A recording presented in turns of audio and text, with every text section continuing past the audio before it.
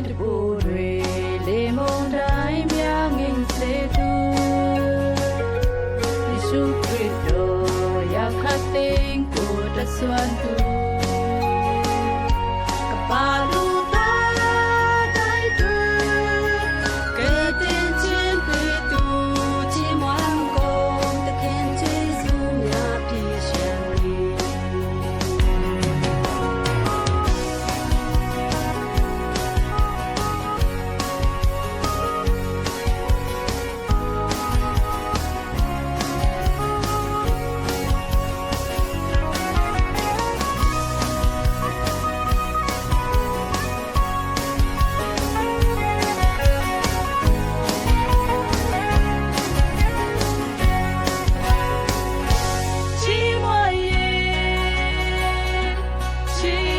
မေဟေ